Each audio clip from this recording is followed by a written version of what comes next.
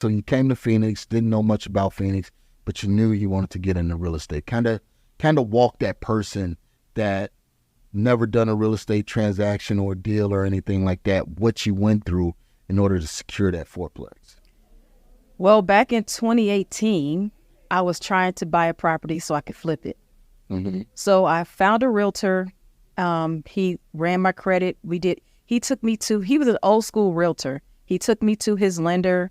The lender approved me. And then after he approved me, then he said, okay, now let's start looking for properties. So I was looking. I was going to neighborhoods and I would look for the ugliest house. I didn't know about wholesaling. I didn't know you could buy these off market. That's why I think a lot of times people might buy a home that they see on the MLS for a higher price because it's there. But I didn't know that you could buy it off market. So I told him, I said, I want to get this one. It's $80,000. I have enough money I can put in for the rehab. I got approved. And then the realtor said,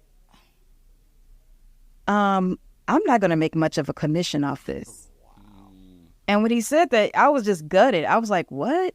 And so when he said that, I just said, I'm done. I'm not going to work with this guy because he's not seeing my vision. Right. And for him to tell me he's more concerned about for him to say it. He could have thought it. Yeah. He didn't have to say it, Yeah, and when he said that, I just said, well, no, thank you.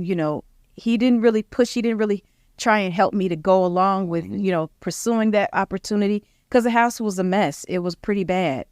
And I was thinking the other homes next to it were really nice. So I was like, oh, this is what they're talking about in the books. Right, yeah. The ugly house in the block. So I was like, this is what I can do. And when he said that, I was like, Yeah. So then went back to trying to figure it out. I said, well, I guess I'll go back to working, So because you had a realtor that didn't see the same vision that you saw, you missed that opportunity, right? Yeah. Because $80,000, I'm pretty sure all of the other homes in the area were a lot more. Mm-hmm. So you would have had baked in equity. And that's the key importance, guys, when you're working with realtors, when you're working with other investors, is that there has to be some alignment, right? Because you knew what you was looking for. He was looking for something totally different for you. And because of that, you missed out on that opportunity. Well, yeah, investor-friendly agents, investor-friendly title companies, insurance companies, accountants, everyone should be an investor themselves or provide service to tons of investors and be very familiar because right there, you missed an opportunity. And we hear it here all the time. I'm just going to go and buy this property because my friend's a realtor and they don't know return on investment. They don't know cap rates. They don't know to run numbers.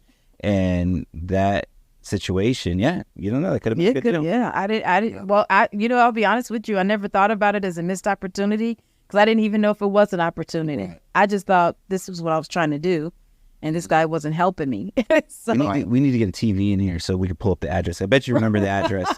So we could be like, I don't remember the address. Let's see what you missed. Right.